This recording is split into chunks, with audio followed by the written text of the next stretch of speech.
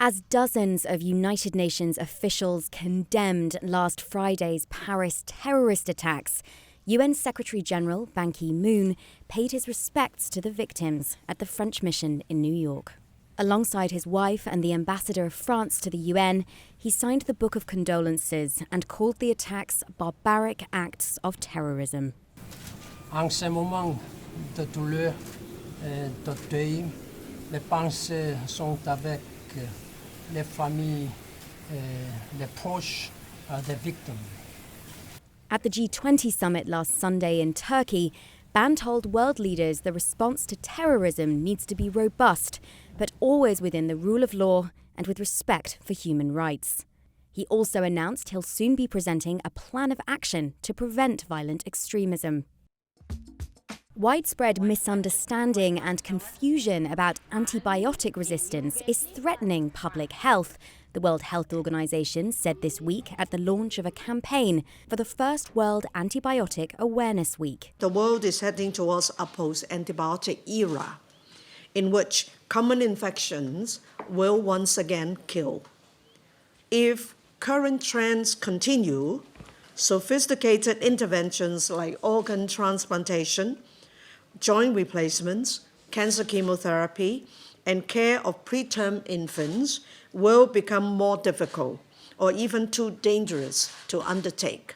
The campaign, Antibiotics Handle with Care, is a global initiative to improve understanding of the problem and change the way antibiotics are used to avoid the further emergence and spread of antibiotic resistance. A recent survey conducted by the health agency found that 60% of 10,000 people who were surveyed across 12 countries are unsure of how antibiotic resistance affects them. While the Ebola outbreak in West Africa is not completely over, one of the worst affected countries, Sierra Leone, is free of transmission, and this week Guinea started its own countdown to zero transmissions.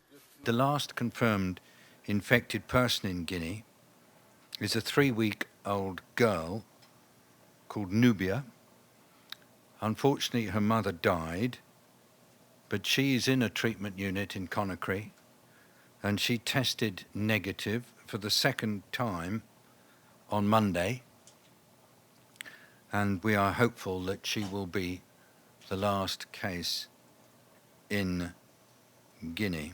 If the country makes it through a 42-day interval with no new cases, Guinea will be declared free of Ebola transmission. Its neighbour, Sierra Leone, is in the midst of a 90-day period of enhanced surveillance to prevent any reoccurrence of the disease. Meanwhile, after last being declared Ebola-free in September, Liberia had new Ebola cases this week, when several members of a family were reported to have contracted the virus. Difficulties will continue even after the outbreak ends. The more than 15,000 people who've had Ebola and have survived still face a lot of challenges. There are risks that they face, there are risks that their families face, and there are risks that they might unwittingly pose to other people. Since the West Africa Ebola outbreak began in 2013, there have been more than 28,000 confirmed cases and over 11,000 deaths.